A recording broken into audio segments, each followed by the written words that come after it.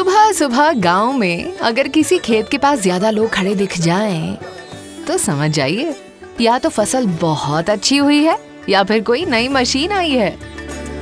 और फिर वहीं खेत के किनारे धीरे धीरे पूरी चौपाल लग जाती है।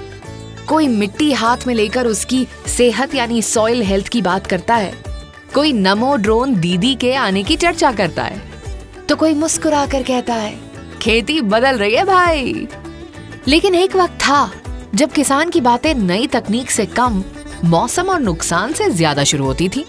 साल 2013-2014 में कृषि बजट सिर्फ 27,663 करोड़ रुपए था, जिससे किसानों को पूरा सहारा नहीं मिल पाता था। वहीं अब ये बजट बढ़कर 1.4 लाख करोड़ रुपए हो चुका है।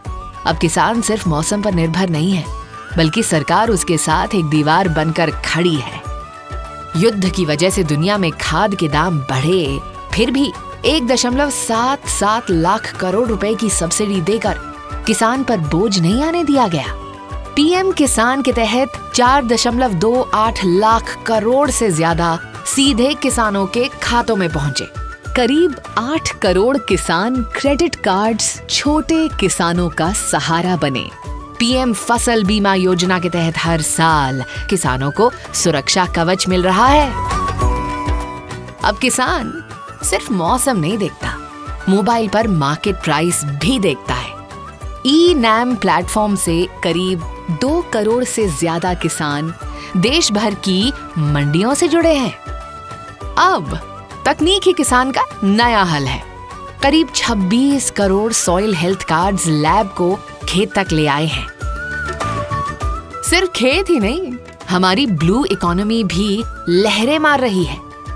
मछली उत्पादन अब दोगुना होकर 197 लाख टन के पार पहुंच गया है। आज भारत सिर्फ अपनी थाली नहीं भर रहा, दुनिया को खिला रहा है। हम दूध, दाल, मसाले और बाजरा यानी मिलेट्स के उत्पादन में दुनिया में नंबर 1 है। भारत के खेतों से निकला सामान आज $51 बिलियन से अधिक के कृषि निर्यात के रूप में वैश्विक बाजारों की शोभा बढ़ा रहा है।